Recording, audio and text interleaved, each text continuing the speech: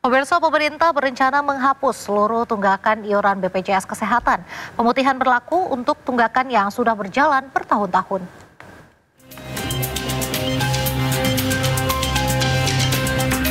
Pemerintah berencana memutihkan atau menghapus tunggakan iuran peserta BPJS Kesehatan. Rencana penghapusan pertama kali diungkapkan oleh Mensesnek Prasetyo Hadi.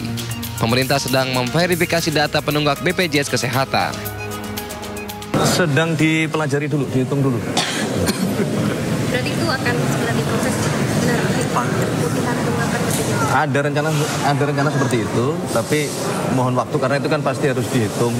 Datanya juga harus diverifikasi, ya. Kemudian angka nominalnya juga harus dipertimbangkan kan. Mohon sabar menunggu. Rapat membahas penghapusan tunggakan iuran BPJS pun telah digelar. Hasilnya, BPJS Kesehatan akan ikuti perintah Presiden Prabowo untuk memutihkan tunggakan BPJS. Menurut Direktur Utama BPJS Ali Gufron Mukti, tunggakan yang akan dihapus adalah iuran yang sudah bertahun-tahun. Ia juga memastikan tidak akan ada masalah penghapusan.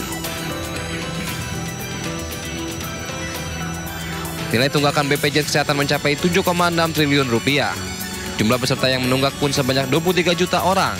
Rencananya, pemutihan tunggakan akan mulai dieksekusi bulan depan. Indonesia terus mematangkan persiapan mereka menjelang Piala Dunia U17 2025 yang tinggal menyisakan waktu kurang dari 1 bulan. Tekanan tentu dirasakan skuad Garuda Asia usai timnas senior gagal ke Piala Dunia. Namun sang pelatih Nova Arianto meminta agar skuadnya tidak tertekan dan menikmati pertandingan di Piala Dunia nanti.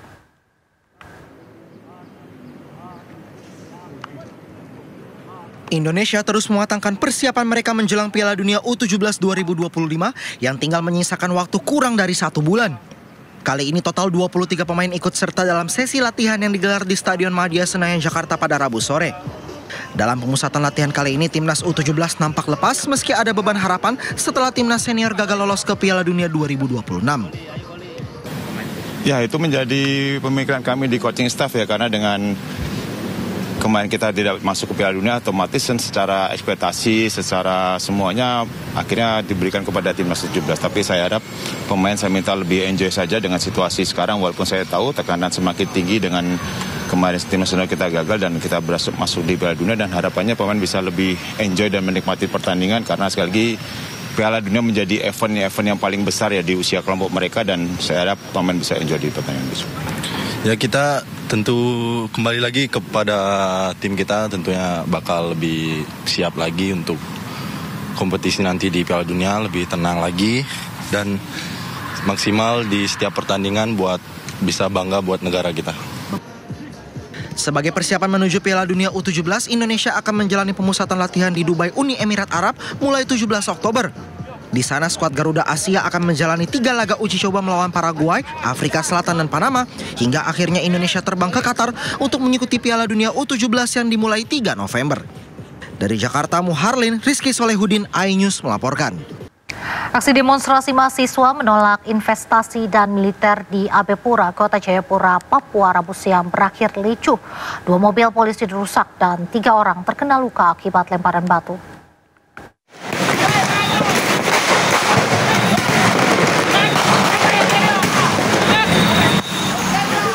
Aksi demonstrasi mahasiswa menolak investasi dan militer di AB Pura, Kota Jayapura, Papua, Rabu siang berakhir ricuh.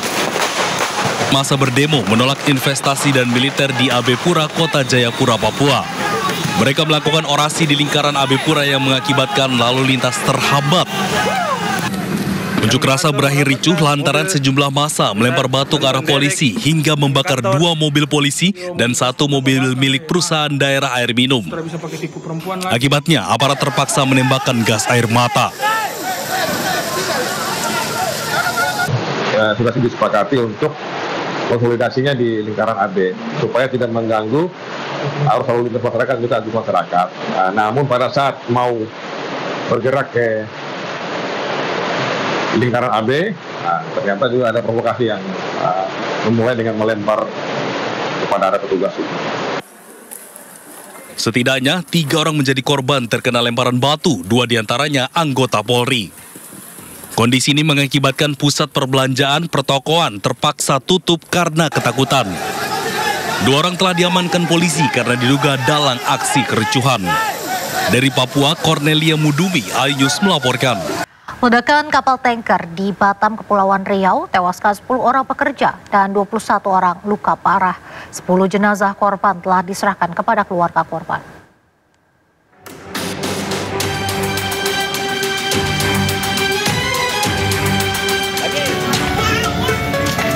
Keluarga korban ledakan kapal tanker tak bisa menahan tangisnya. Mereka masih menunggu jenazah keluarga mereka diserahkan. Saat ini ada 10 jenazah korban yang masih diidentifikasi di Rumah Sakit Mutiara Aini, Batu Aji, Kota Batam.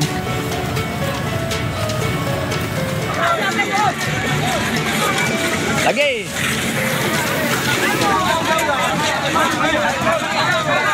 Sementara itu, usai ledakan kapal tanker Federal 200-an pekerja PT KSL nyaris menganiaya seorang petugas safety PT ASL Tanjung Guncang, Batang. Saat dikejar pekerja, petugas safety ini langsung dievakuasi ke mobil bak. Turun. Woo! Turun cepat. Turun.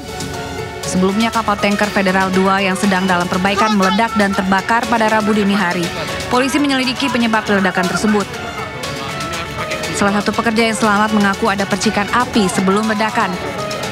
Baja yang berada di lambung kapal berterbangan dan menghantam para pekerja di kapal.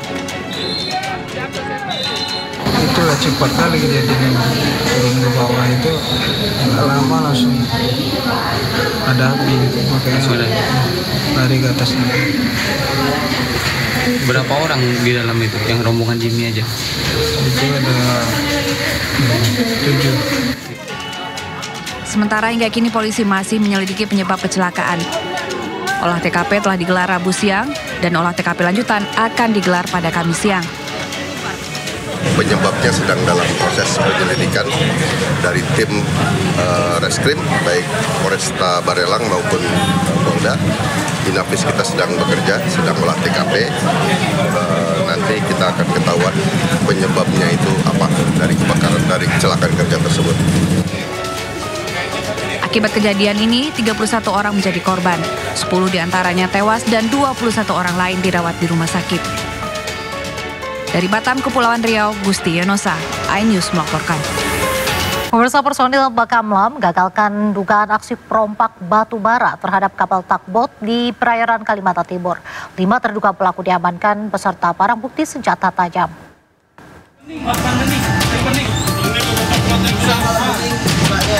Mendapat laporan aksi perompakan, personel Bakamla segera mendatangi lokasi di perairan Kalimantan Timur.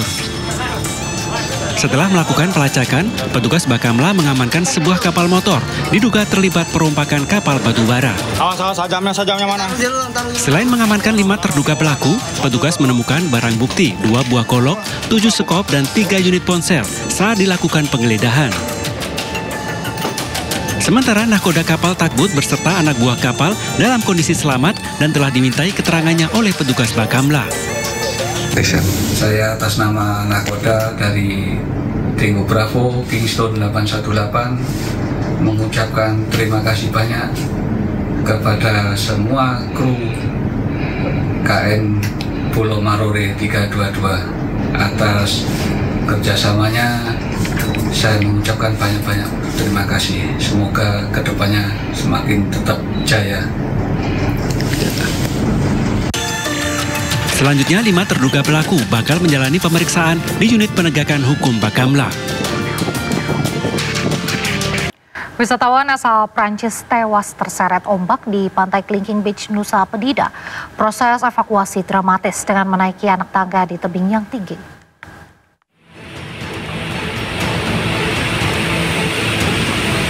Proses evakuasi korban terseret ombak di pantai Kelingking Beach, Nusa Penida, Kelungkung, Bali berlangsung dramatis. Petugas dari Basarnas, polisi, TNI, dan warga harus menaiki jalan setapak mendaki Bukit Terjal dengan ketinggian 150 meter lebih.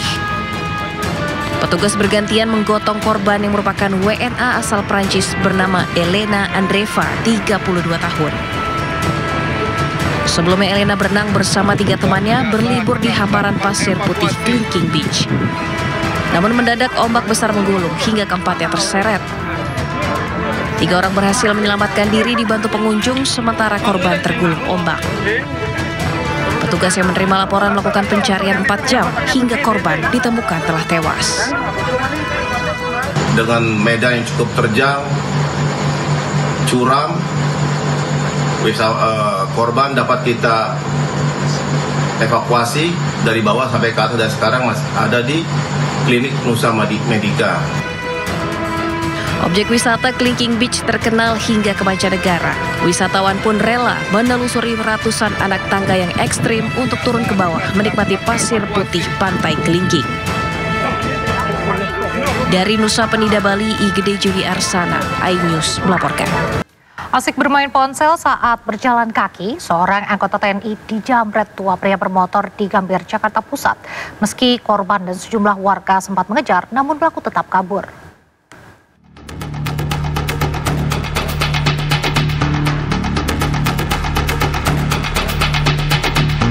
Seorang aparat TNI menjadi korban jambret ponsel saat berjalan kaki di Jalan Juanda, Gambir, Jakarta Pusat.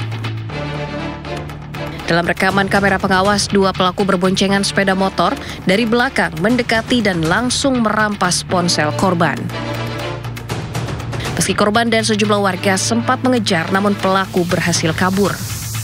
Korban belum membuat laporan, namun polisi tetap mengejar para pelaku yang telah dikantongi identitasnya. Kemudian kita dari Polres maupun dari Polsek juga telah melakukan penyelidikan, kemudian memeriksa saksi-saksi dan CCTV. Kita sudah mengetahui identitas baik dari pelaku maupun dari korban. Namun dari korban ini tidak ingin melaporkan kejadian tersebut. Walaupun korban tidak mau melaporkan kejadian tersebut, kami tetap mengejar pelaku dan mudah-mudahan tidak lama lagi akan kami tangkap. Polisi menghimbau kepada masyarakat untuk selalu waspada dan menjaga barang berharga ketika berada di tempat umum agar tidak menjadi korban kejahatan. Dari Jakarta, Rani Sanjaya, iNews melaporkan. Terima kasih masih di Sindo Malam pemirsa. Anggota DPR RI fraksi PDIP Komisi 6 Rieke Diah Pitaloka meminta tolong kepada Gubernur Jawa Barat Deddy Mulyadi terkait kondisi jalan rusak. Keduanya saling balas di media sosial untuk mencari solusi atas lambannya perbaikan jalan tersebut. Assalamualaikum Kang Deddy, saya Nyi Iroh, warga Cikidang di Sukabumi. Tak iya jalan ke Sigakia Kang Deddy, jalan pasir lengkap Kang Deddy, tolong dibantu Kang Deddy, kasihan warga Kang Deddy. Kasihan warga Kang Deddy. Ini jalan kayak gini, di pasir lengkap Kang Deddy, dibantosnya, mohon dibantu Kang Deddy. Kang Deddy harus ya, KDM, tolong Pak Bupatinya juga di Pasir Langkap, Kecamatan Cikidang. Kayak jalan. Kebayang tuh upami wengi-wengi. Ini kayak gini nih, jalannya bahaya banget.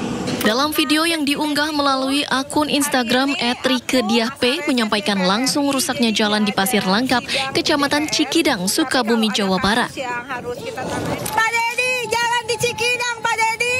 Tulungan, Pak Deddy, tulungan. Tuh Pak, lihat Pak. Jalannya Pak. Ini mah mending, Pak, segini mah. Tadi hancur, Pak. Rieke juga menyampaikan bahwa saat masa reses, ia turun ke daerah untuk menyerap aspirasi masyarakat. Unggahan itu kemudian ditanggapi langsung Gubernur Jawa Barat Deddy Mulyadi melalui akun Instagramnya @deddymulyadi71 dan mengatakan pihaknya akan berkoordinasi dengan Bupati setempat untuk segera mendapat prioritas. Sukabumi itu kabupaten yang sering sekali dibantu oleh provinsi. Dari mulai jalan, bangunan rumah, masyarakat yang bermasalah. Itu jalan Cikidang itu masuknya jalan apa? Jalan kabupaten apa jalan provinsi? Rarasaan mah itu jalan kabupaten. Kelihatannya tanahnya tanah perhutani. Ya nanti kita koordinasi sama bupatinya itu untuk segera mendapat prioritas.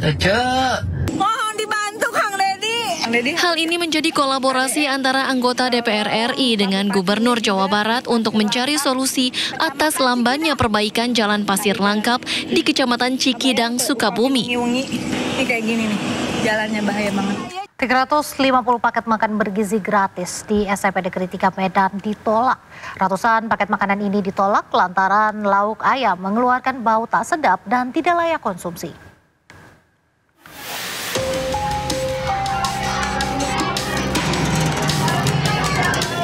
Ratusan paket makan bergizi gratis ditolak di SMP Negeri 3 Medan di Jalan Pelajar Medan, Sumatera Utara.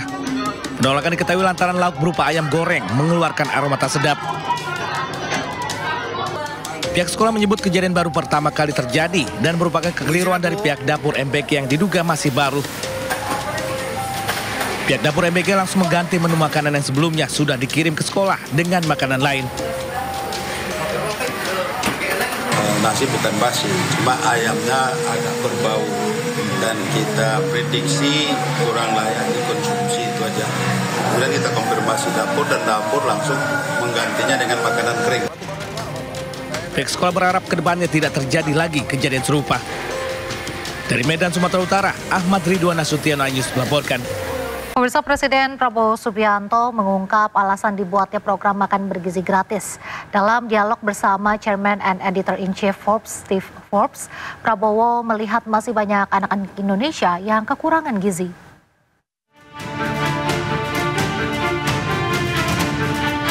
Presiden Prabowo Subianto mengungkap alasannya membuat program makan bergizi gratis.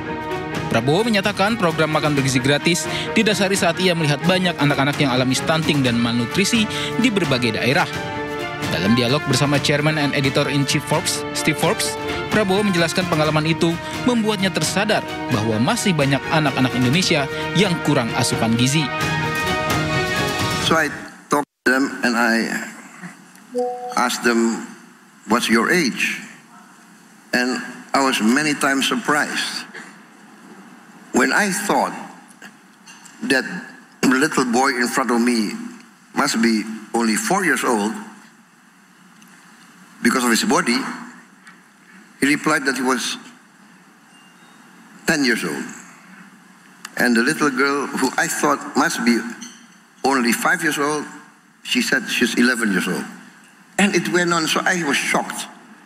So I saw directly and physically, I saw